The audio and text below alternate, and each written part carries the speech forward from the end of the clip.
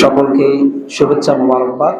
আপনারা জানেন 24শে গণঅভ্যুত্থানে বাংলাদেশের ছাত্র জনতা যেভাবে রক্ত এবং জীবন দিয়েছে, তাদের রক্তের উপর দাঁড়িয়ে যে বাংলাদেশ আমরা পেয়েছি, যে নতুন বাংলাদেশের স্বপ্ন আমরা দেখছি, তাদেরকে স্মরণ করার জন্য, তাদের আত্মত্যাগকে স্মরণ করার জন্য আমরা আপনাদের সামনে আজকে দোয়া মাহফিল হবে। নামাজের পরে ইমাম মহোদয় দোয়া করবেন এবং পাশাপাশি আমরা আজকে স্বৈরাচার দিবস পালিত হচ্ছে সারা বাংলাদেশে।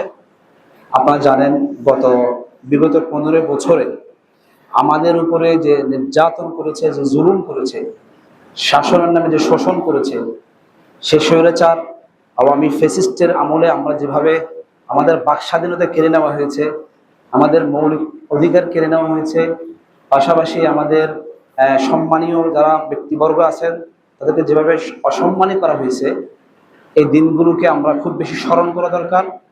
ইসলামী আন্দোলন বাংলাদেশ সারা বাংলাদেশ ব্যাপী কেন্দ্রীয় কর্মসূচির আলোকে প্রত্যেকটা মসজিদে মসজিদে আমরা যাচ্ছি এবং আমাদের মসজিদের সম্মানিত মুসল্লিয়ানে কেরামকে আমরা কনসাস তৈরি করছি, এই বিষয়ে সচেতনতা তৈরি করছি যেন আগামী বাংলাদেশে নতুন করে কোনো স্বৈরাচার তৈরি না হয় এবং আগামী বাংলাদেশ হবে স্বচ্ছ, পরিচ্ছন্ন এবং সুন্দর বিনির্মাণে আমরা সবাই এগিয়ে থাকবো ইনশাআল্লাহ। এই বার্তা আপনাদেরকে পৌঁছে দেওয়ার জন্য ইসলামী আন্দোলন বাংলাদেশ থেকে আমরা আসছি।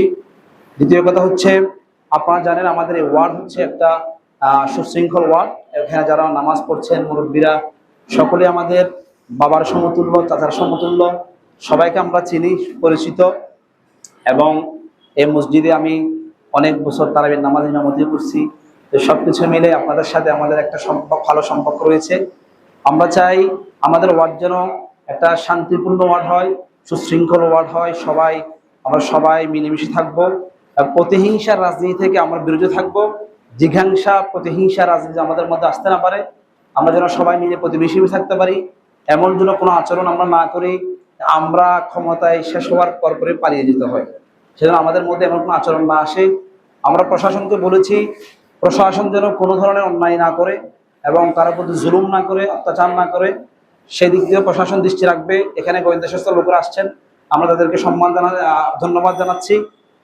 আমাদের এলাকায় কোনো জুলুম যেন শিকার না হয়, অসহায় মানুষ, গরিব মানুষ কেন কোনো অত্যাচারের শিকার না হয় সেদিকে দৃষ্টি রাখবেন। তারপরে বাজারগুলো যেন খুব বেশি আমাদের মধ্যে ঝামেলা তৈরি করতে না পারে। আমরা শুনছি, একটা রিপোর্ট পাইছি, এই বাজারগুলোতে যারা আপনার বিশৃঙ্খলা সৃষ্টি করে, এই ধরনের এগুলো আমরা আমাদের নোটিশ করছি। আপনারাও আমাদেরকে সহযোগিতা করবেন। পাশাপাশি আমরা চাই আমাদের ওয়ার্ডটা যেন একদম সুশৃঙ্খল ওয়ার্ড হয়। এখানে সবাই মিলেমিশে থাকবো, সকলের প্রতি উদাত্ত আহ্বান থাকবে। আপনারা আপনাদের জায়গা থেকে প্রশাসনকে সহায়তা করবেন এবং বর্তমান যে ইন্টারিম গভর্নমেন্ট আছে তাদেরকে সহায়তা করবেন। ইনশাআল্লাহ আমরা সবাইকে নিয়ে আগামী বাংলাদেশ বিনির্মাণ করব। আসসালামু আলাইকুম ওয়া রাহমাতুল্লাহি ওয়া বারাকাতুহু।